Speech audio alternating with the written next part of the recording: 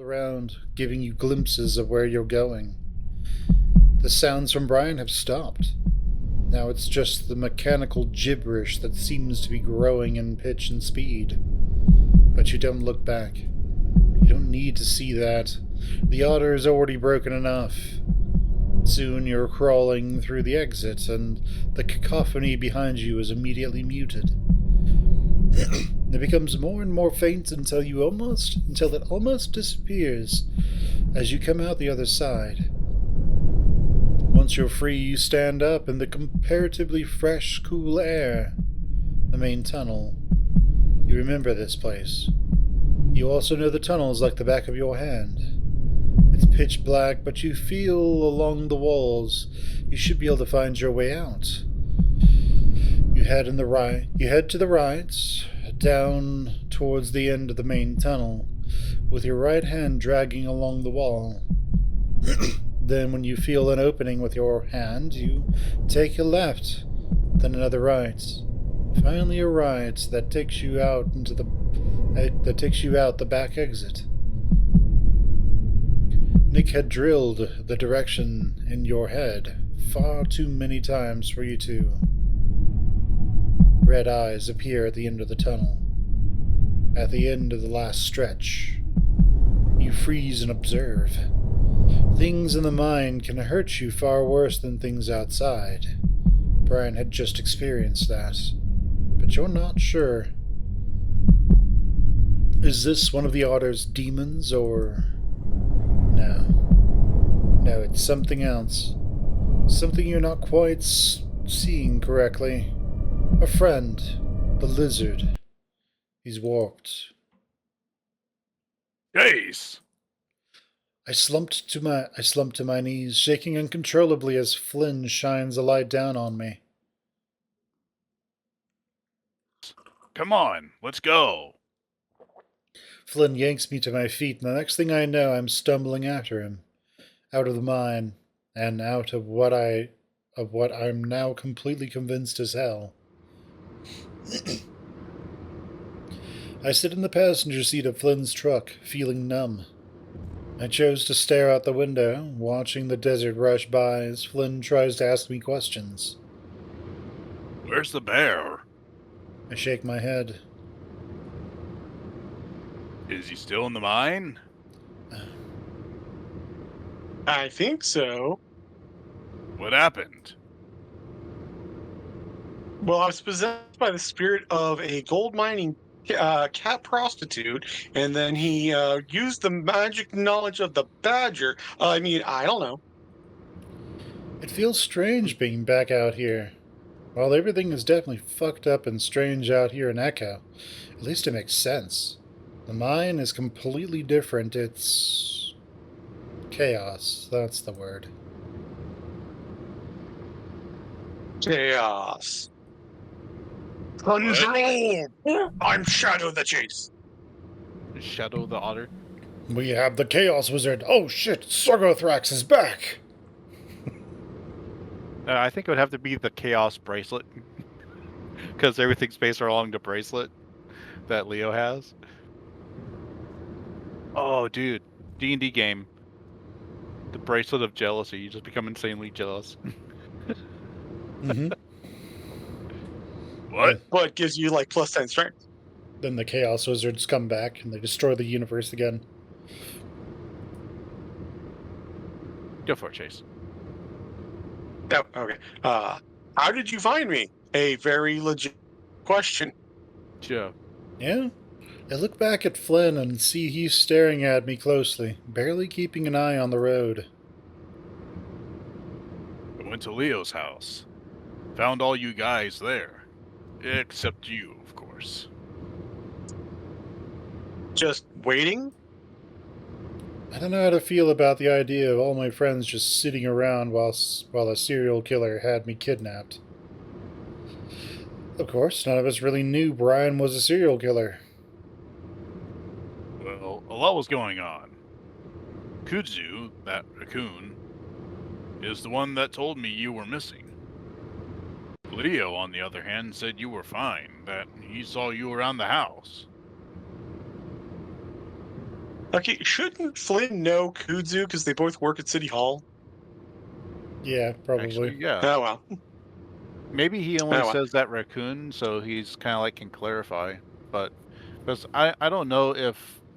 Well, actually, you know what? That kind of makes sense because Flynn doesn't know how well Chase knows Kudzu, This is so true. he could just be doing that.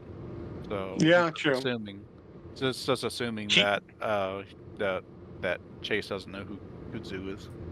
Yeah, Flynn wouldn't know that Kudzu's already the husbando Yeah, this is of this very route. true. It's just woo. It's woo. It's It's woo. a woo. It's woo. It's woo. It's woo. No, we're all just what was her name? Maid Jenna Marian? who? No, Maid Marian?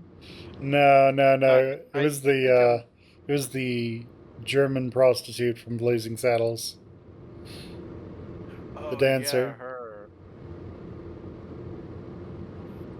What was her name? Something von Stutt, I think. Yeah. Lily von Stutt. Mary- I can think of the one from Young Frankenstein. I don't know that one. Lily von Stuck. Yeah. Yeah, it's Lily von Stutt. Right, go for it, Chase. What? I said go for it. Flynn shrugs. What? But he was practically holding everyone hostage. Wouldn't give the keys up, so I had to take my own truck out here. Wait. Also, yeah, none of them have a vehicle, so even if they wanted to, they couldn't chase after Chase Yeah. because Leo's van is at the diner and broken. Chase's car has been flattened by the monster with Duke outside of it, and the hybrid's at the bottom of the lake. Yeah, All that's right. true. But anyway, is Oh yeah. everyone okay? Hopefully. Jenna said she'd try and keep him calm while I came and looked for you. How did you know I was in the mine? I'm the monster. Duh. Well, Kudzu pointed out the direction you went. I drove the canyon since that's basically the only place he could go. I saw where he parked and knew he'd taken you in there. But how did you know about that back entrance? I mean, Flynn, we're only gay dudes. We never use back entrances. Flynn smirks as he comes out of the curvy Echo Canyon and onto a straight road to Echo. Does it really matter? Either way, I know a lot about the town and back roads. Wink, wink, nudge, nudge. I watch Flynn for a while until he finally glances back at me. What? Where the hell have you been the past few days? You know, because I was isolated because of my jealous boyfriend. Oh, you know, managing stuff, flattening cars, killing weasels, stuff. That's my theory. I'm sticking to it. Oh, in the town hall, managing stuff. Stuff. Like everything going on. I tried to find you guys at the hotel, Carl's house. I didn't see anyone. Assume you tried to leave.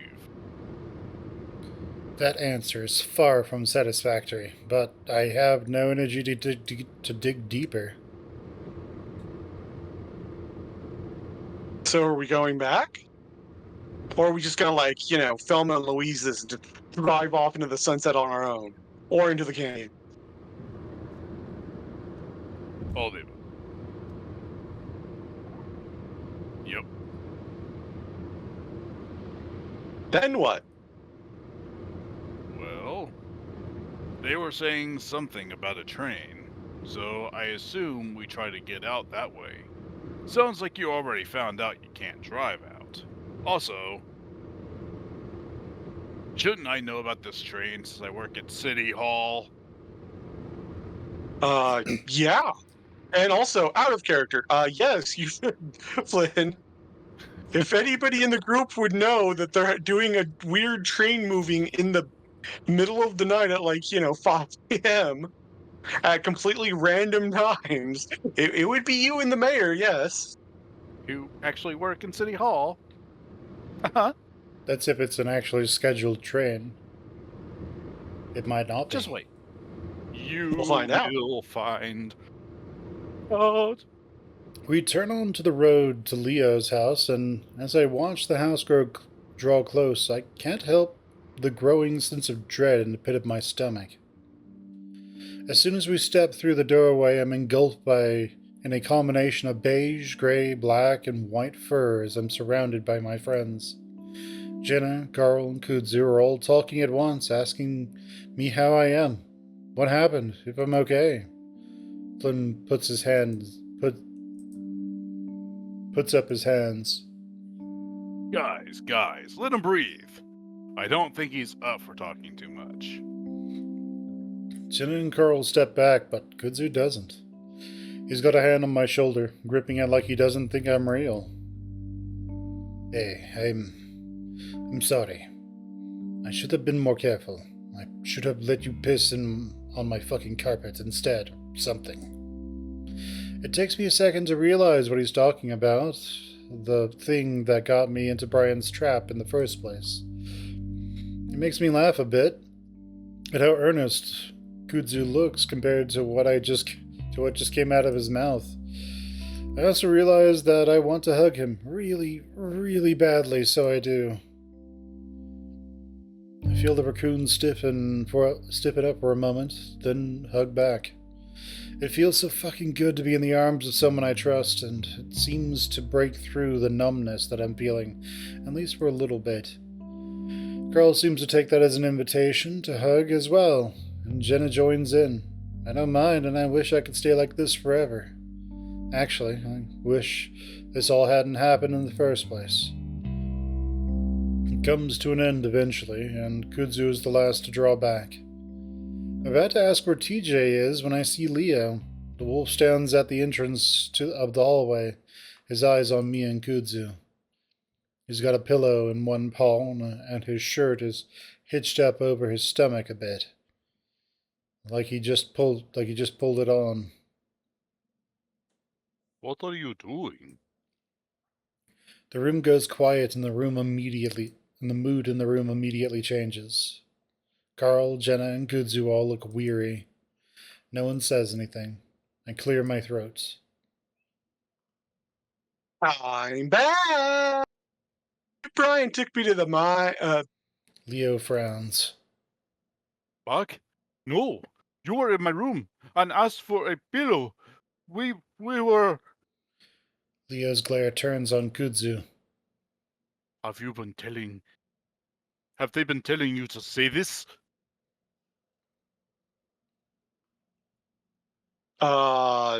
Leo, no, down, boy, down. The look on my former boyfriend's eyes is completely alien to me. I've never seen that look from him before. I guess I knew that the town, or whatever all this is, had gotten to him, but not completely taken him. No, I'm not so sure.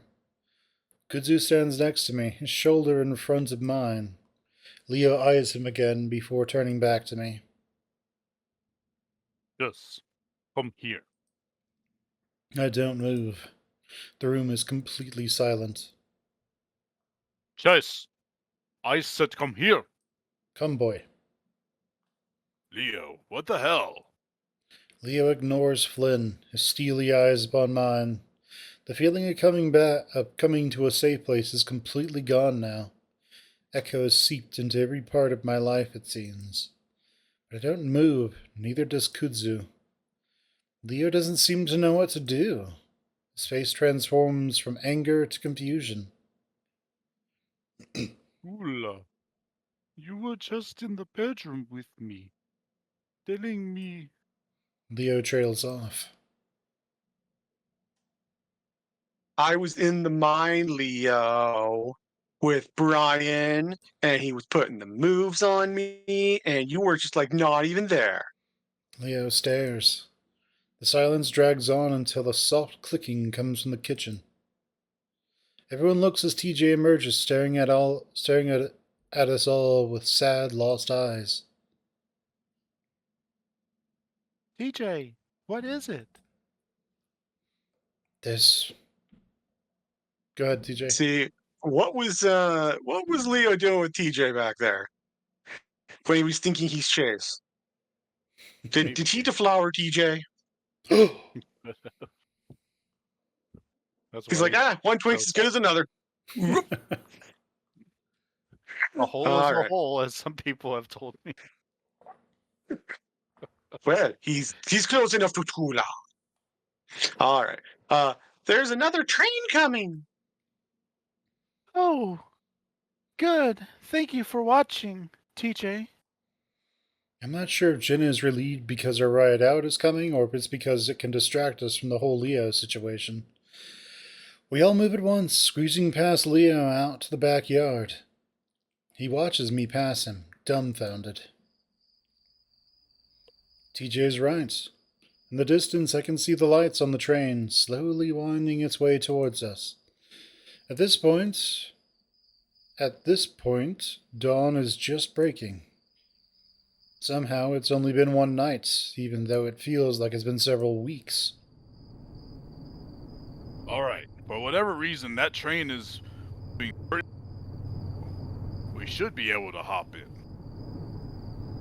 The train wails in the distance again, much closer now. All right. So, in a little bit, we're gonna have to save the game again. So get ready, Finn. All right. I thought I was gonna have to drive alongside it with all you in the trunk bed, honestly.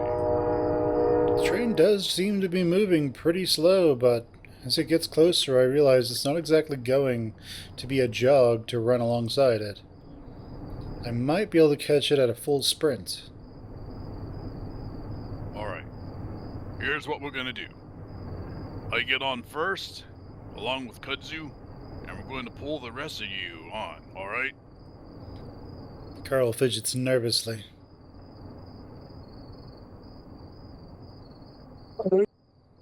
Best. I mean, cheap run. That just sounds crazy.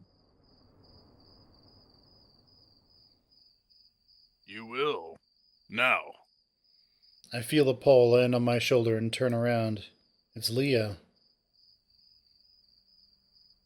Hey, Hey, what is it? I look back at Flynn, wanting to hear what he's saying. listen to me. Everything you said at the house. Did you mean it? Huh? What did I say? Leo looks impatient.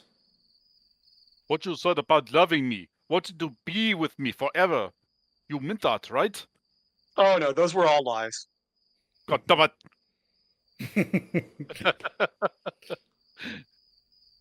What? The train is approaching. We maybe have a minute. Why were you acting like a Leo bristles, teeth bared, eyes narrowing. Oh my God, Leo. Let's just get out of here first, and I will fill your head with more lies, and then we could all do stuff later. Yeah! I start to back away towards the others as they continue to discuss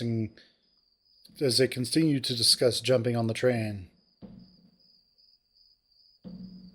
Like, no, man. Leo grabs my shoulder, looking me right in the eye. He makes an effort to calm down, closing his eyes a moment before opening them. We need to, like, save right now.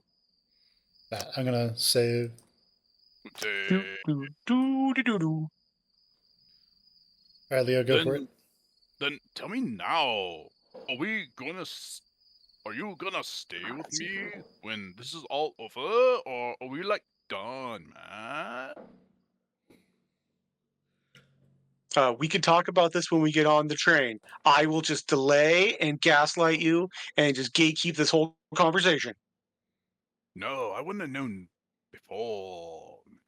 I see Kudzu looking at us, and it looks like he's about to head over. Just tell me the truth. That's all I want. Okay. So, Leo, were you getting into Carl's stack while I was in the mine? so, Because you're sounding, sounding a little Carlish. Okay, so healthy or unhealthy? healthy. It's over. Fuck this. Fuck this. No. Do that for the show. Yeah. We'll do what Amnesia did. We'll do what Soma did and do the bad ending first. So we'll work something out, Leo. Oh yeah, totally. Because someone who's going batshit insane and who Echo Puffs. who was just Cocoa for Cocoa Puffs, as Kaiser said, who is nuts and is hallucinating that we're there while we're essentially getting murdered. Yeah, totally. Oh We're yeah, gonna work. Yeah. it'll work. No problem, buddy. I promise when we go for it, Chase. I promise. When we get on that train, we'll figure everything out, okay? Leo watches me carefully, looking unsure. Kudzu is next to me at that moment, though, and he pulls me back towards the group. Come on, we're going now. Leo's eyes flash as he watches, his teeth showing. I don't have time to try and console him anymore because the train starts pulling up. Run! Flynn shoves Carl forward and the ram takes off alongside the rails, looking over his shoulder at the train. The next thing I know, we're all running after Carl as the train catches up. I look back. Flynn waves both arms at the locomotive as it whizzes past, but there isn't a reaction from the driver. I don't see it. I have just enough time to read the letters on the side of the engine. Prescott Railway, before it's moving past me down the tracks. I realize then that the train is quite short. Maybe only 5 cars in all. We won't have many chances. Kudzu! Flynn points at the caboose and starts running beside it. Next to 2 little steps that drop down at the very end of from the platform. Gracefully, the lizard jumps, landing on his feet on the step as his hands scramble for some kind of purchase. He finds it and pulls himself in. The next second, he's reaching out, holding onto the handle on the caboose as he grabs one of Kudzu's paws. With much more ease than Flynn had, Kudzu jumps onto the steps and pulls himself into the platform. All employees. Oh, employees. I pass Carl at this point, the ram already losing steam. He calls after me in a hoarse, ragged voice. I'm not gonna mint it. Flynn grabs the ram as they pass, and Carl skips on the uneven ground. And for a horrifying moment, I think he's gonna fall. But Kudzu leans in and snatches him up as well, practically lifting Carl into the platform. I just have this idea that they grab onto Carl's horns and try to lift him up on that, and then there's this 2 loud pops and they just are holding his horns, They're like, damn it. and then Carl's just rolling. Oh. Jenna, who's right beside me, is next, reaching out a paw to Flynn. He grabs it and Jenna easily jumps on over the 2 steps. I think it's my turn next, but TJ slows down abruptly, and I make to the side to move for him. Flynn grabs his arm, and TJ hesitates several times before Kudzu gets a grip on him as well. He's able to step up onto the first step. It's then that I realize that the train is picking up speed, and I'm starting to slow down. I move up beside the caboose, seeing Flynn's outstretched hand. Now that I'm next to it, I can see how terrifying that is. The wheels clack loudly in my ears, and I have no idea how I'm going to lift one leg up while keeping up this speed. But I get a grasp on Flynn's hand and see Kudzu's paw reaching out as well. The train is going way too fast now. and I know I'll only have one chance at this. I pull down on their hands and lift my feet up to land on the last step. Once my feet make contact, relief floods through me. I can feel myself as I grin and take the first step up. Then I hear the sound of stomping footsteps behind me. I look up and see Leo's running right next to me, snarling with every breath. I start to move quickly, wanting to be out of the way of Leo's turn, but that's when I see him already reaching out for me. His anchor bracelet glints in the moonlight. I don't have time to think as the wolf grabs the back of my shirt and pulls hard. I hear threads pop in my collar as I'm choked. I lose grip on Flynn and Kudzu. As I fall, I reach out and grab the railing of the platform. In doing so, my legs swing under the train, and I lose my grip. I hit the ground hard and roll several times before something catches my legs. I'm pulled violently with the train, and an unbelievable pressure squeezes me like my calves are caught in a vice. Suddenly, the train lets me go, and I come to an abrupt, sliding stop in the gravel. I lay there, stunned, feeling nothing. And then an almighty throb goes through my legs. I gasp and push myself up, and see my feet missing. I stare as my legs seem to end where the ends of my pants do. A dark, dark stain pools out into the ground around them. I can't think. I don't know what to think. Juice! I look up and see Kudzu, just Kudzu, limping towards me. I wonder if he's missing a foot too, but no, just limping on it. As he approaches, I point to my missing feet like maybe he'll have an answer to what just happened. Fuck. Immediately, the raccoon drops down beside me, reaching for his waist. He's undoing his belt, and I'm about to tell him now's not the time for that kind of stuff. But then he starts putting the belt around one of my calves. That's when he lifts the pant leg, and I get a glimpse of the ragged flesh and fur, blood, and the white of bone. Leo, you're a fucking dumbass. Give me your other belts. I hear footsteps behind me. Take it. Kudzu slumps down over my leg, and I wonder if he's trying to stop the bleeding with his body. A similar dark puddle starts to form around his head and face. I reach out and press a paw to his head, wishing I wore a belt so I could put it around his neck. That was definitely not the time for that, Chase. You kink much? Oh, no, no, no! Leo mumbles in my ear, pushing Kudzu off roughly as he looks at my legs. We're gonna get you fixed. I didn't mean for this to happen, but we'll figure something out. I'm an auto mechanic. We'll just, it'll buff out, Chase. It will buff out. I will get my ratchet set and just tighten those bolts back on. I'll get my ratchet set and just ratchet your feet back on. It'll be great. You're fixed, Chase. Bring out the $6 million otter. Just think there probably is like a universe where they just slap prosthetics on Chase's legs and he's just fine. It's like a Cyber Echo 2027. Well, again, it's like B-Stars. He just has, he just gets new feet. Mm-hmm. The wolf slides his arm around me and picks me up. And the world tilts. Leo flashes me a grin from across the table as my mom turns away to get drinks from the fridge. This is going to be way better than I thought it would be. My dad asks Leo what he's doing for a living, and the wolf tells him he's already got a high-paying job at an auto repair shop.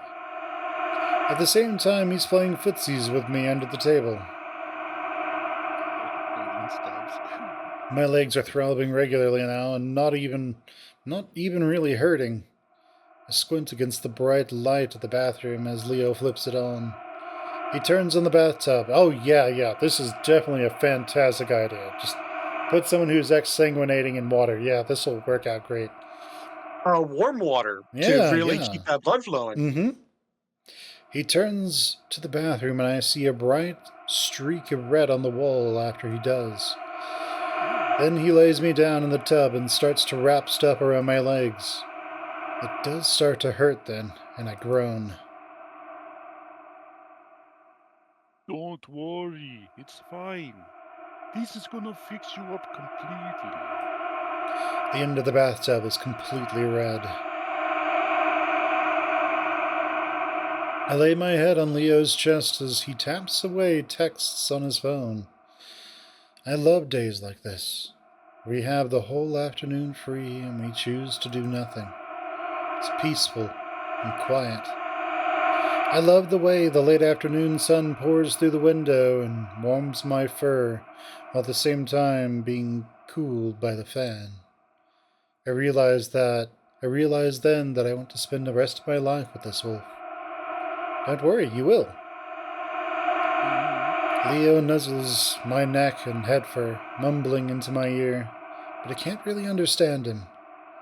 I look down and see that my pants are off and I'm just in my boxers. The ends of my legs are wrapped in red bandages, completely soaked through, soaked into the bed I'm laying in. I start to reach towards them, but my hand is shaking so hard and Leo grabs it and pulls it back to my chest.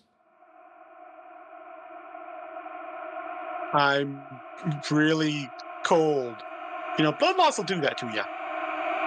Yeah. In response, Leo draws closer and spoons me.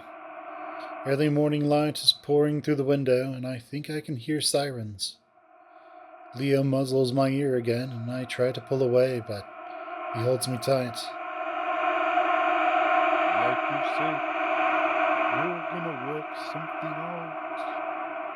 I knew it would be easier to do that here, in the Echo, where we started. Seeing you leave on the train was too much. Something leers at me from the corner of the room. Leo gazes at me with pure, unconditional love as he pulls back from our kiss. My first kiss. My excitement comes out in a burst of giggles, and I hug my wolf.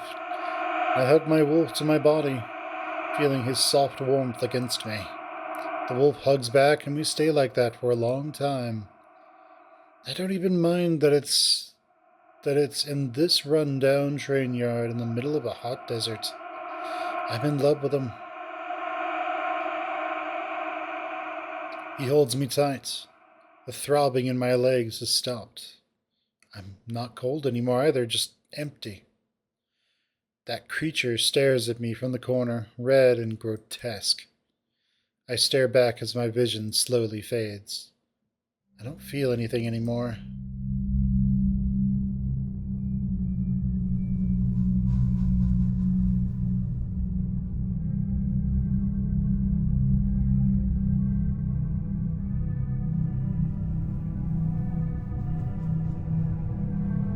Is this like an edited version of it? Did they revamp it?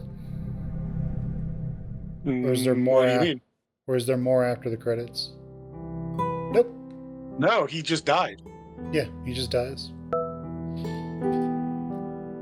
Yeah. So what do you think, Finn? I mean, fairly predictable on that Leo's losing his mind, and then he decides to stay with him. I mean, there's red flags everywhere. Yeah. Like, Now, this is a bad idea. A lot of people, like, I think the Echo community, they really like hearing people's reaction to experiencing Echo. So I think it would be fun just to get your reaction here, like, so far with, like, the Echoverse. So Just experienced. I mean, from what I'm seeing so far, it is a fairly nice setting, and I do like the story that they're telling. Right. So, like, the characters are fairly well developed, and there is stuff going on that isn't just like, it's a crazy person. Like, right? It isn't. There's actually something going on. instead of it being, no, they're just crazy, right? So, which is always kind of nice.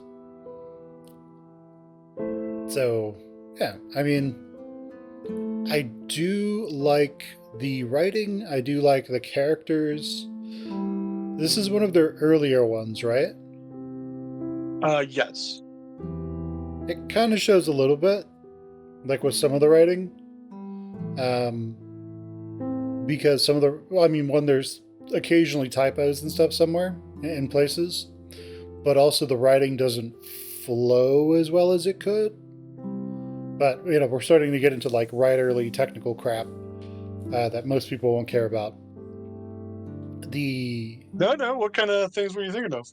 So, usually whenever you're writing something, you want it to just flow.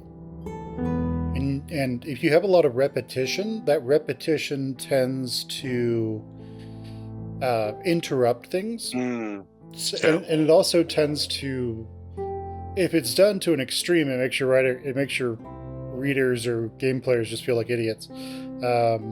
And people make fun of it. So if you guys haven't seen it, I think it's Angry Joe's review of Veilguard that came out recently. So in Veilguard, there's like two villains. I'm just going to call them Gork and Mork because it's easier than what their actual names are. Gork and Mork come from Warhammer 40k, if you guys don't know. So, like in Veilguard, the main plot is that there's like these two bad guys who come back, and they're trying to like destroy the world or take over the world or something. They're like gods, basically. And so all the bad stuff is happening because of them.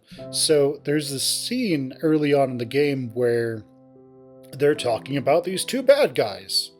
And the thing is, they just don't use pronouns for some reason. They don't say them. The writers didn't make one character use female pronouns and another character use male pronouns. So I think they're both supposed to be guys or something along those lines. I have no idea. Haven't played it. But what this translates to is it's just like, oh no, Gork and Mork is coming. Will we use this weapon to fight Gork and Mork? This weapon is great against those. Yes, Gork and Mork. They will destroy the world if we don't stop Gork and Mork. So there were like a handful of times where stuff seemed like they could have maybe used pronouns or something, like it for a room that they're in or something. Like the writers were being a bit like the writers were concerned that you might not understand. But then again, they might have like showed it to a focus group and they said, hey, we don't understand, so we need clarification, which is completely valid. But yeah, there's just some writing things where I think that maybe, just maybe, this was one of their earlier ones and they were still trying to get their stride in that.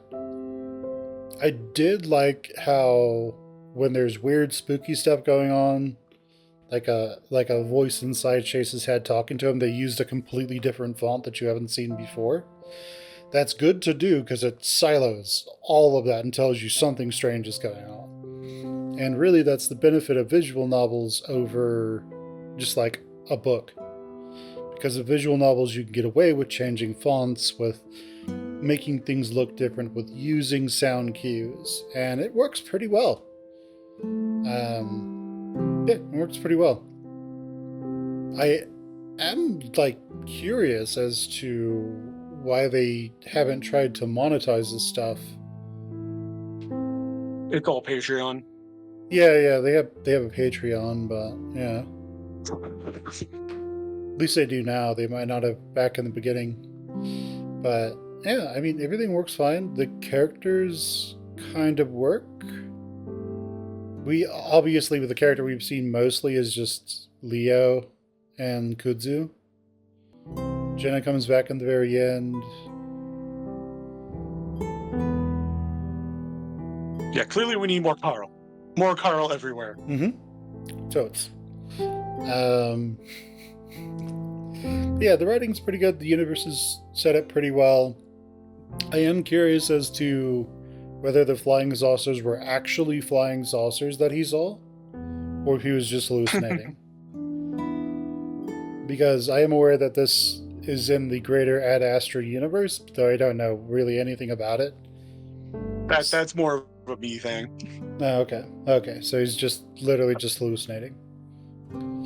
Possibly, but then again, Yeah, you never know. there's plenty of weird stuff, already there. So Mm-hmm. different kind of aliens other than the Galaxias could be out there.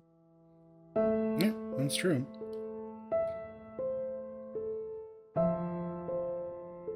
So, which character so far do you like the most, or do you need more experience with these characters to really dig down and be like, or really settle down and say you like this one over the others more? I mean, I like Jenna and TJ. Leo's just crazy.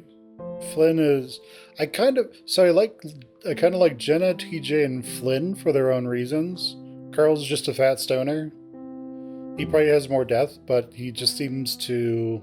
I mean, obviously, Echo is impacting Carl, so that's kind of like demotivating him from doing anything that he wants to do, or finding anything he would like to do. But Jenna seems to be she kind of tells you what's on her mind, tells you what she's thinking. Jenna does. TJ is, he's a character that seems like he has a lot of troubles, but he still seems to be trying to shoot straight. And Flynn Which is hard with that group. What's that? Oh yeah, and Flynn is very much the. Flynn makes me think of like that lawful neutral character who just tells you exactly what is on his mind. Flynn is the friend that you always want. Flynn is the friend that you need but never really want when things are going badly. I think we've all had that experience with those friends.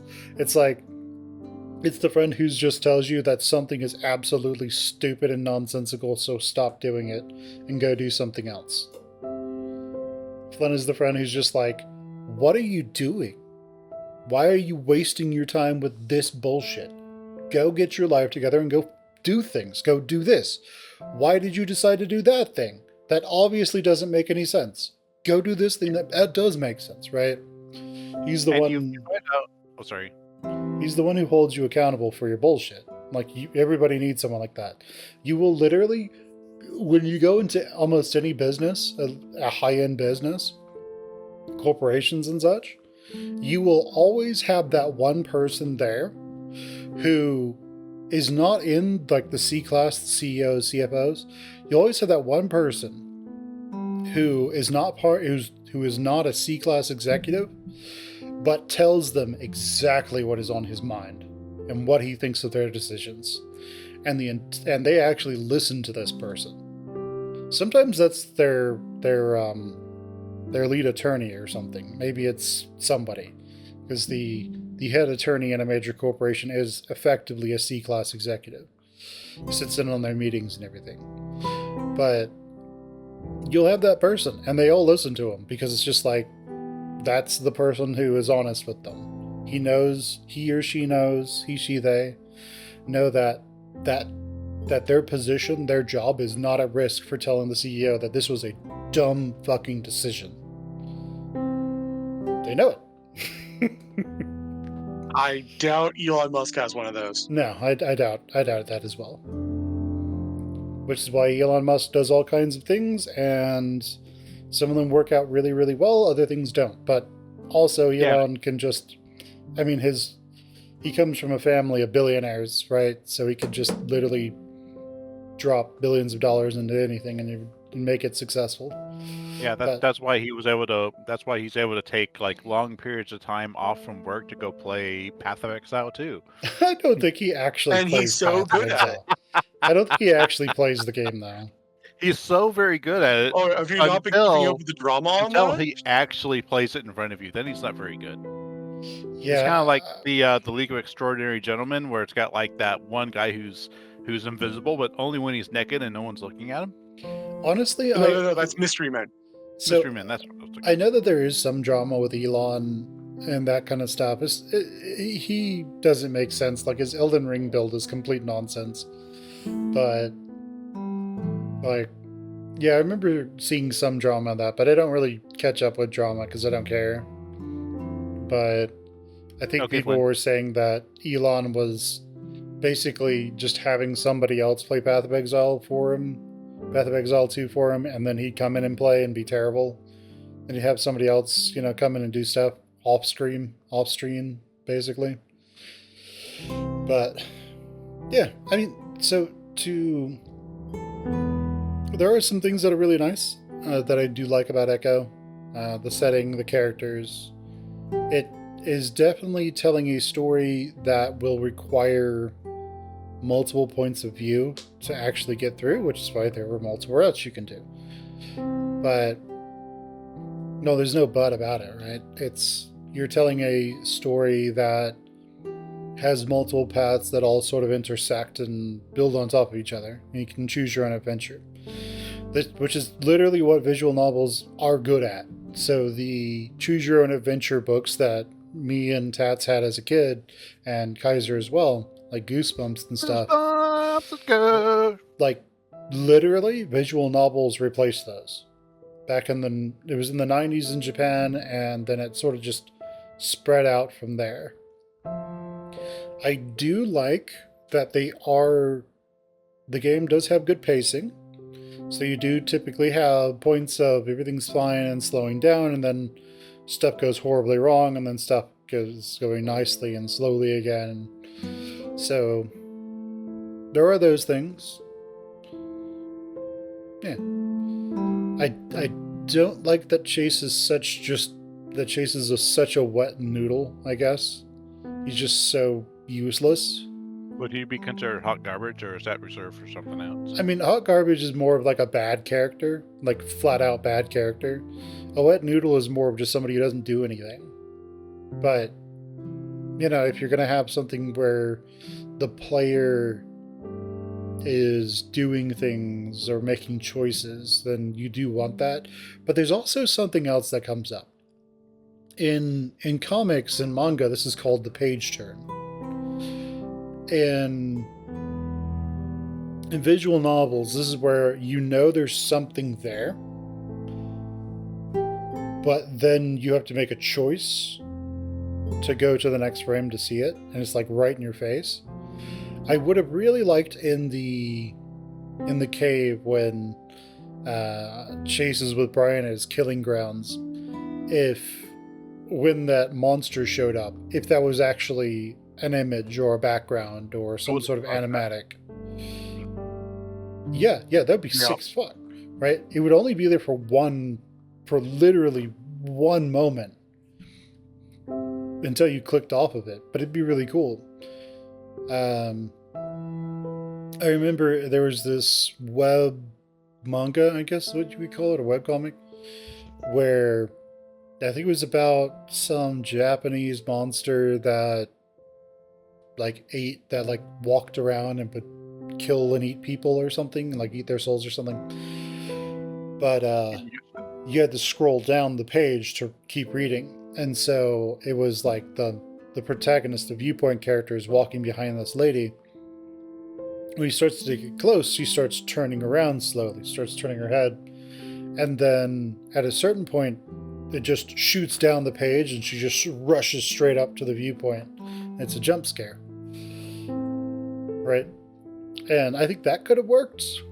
There could have been all kinds of things. They have made good use of sound effects. They have made good use of the characters.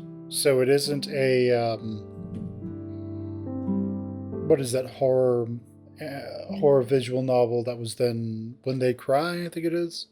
Higurashi. The original Higurashi, they didn't have facial expressions. You just had to read what was going on, and the characters being on screen, it was just their generic sprite. No differences. So like a character would be crying or dying or something, and they still just have like their smiling, I'm here, like sprite, right? But to me, that sounds like it makes the horror worse. I think it was more of like limitations because the Well, yeah, person, I know it's a technical thing. Yeah. yeah, the person who made the sprites was literally the writer's brother. Um, and he, Didn't have time or something. yeah, and I think even in like something I saw, it even said that he just didn't really have what he needed to actually make good art for it. He was not an artist, as I think how he put it. Um, so there are things where it has moved forward. I think this has inherited a lot of the benefits of JRPGs like the Disgaea series and everything that came before it, where you'll have character sprites and they have expressions and movements that they make, and that really does help. So there is good production here. The writing should get better as we check on more routes, so that should work out just fine.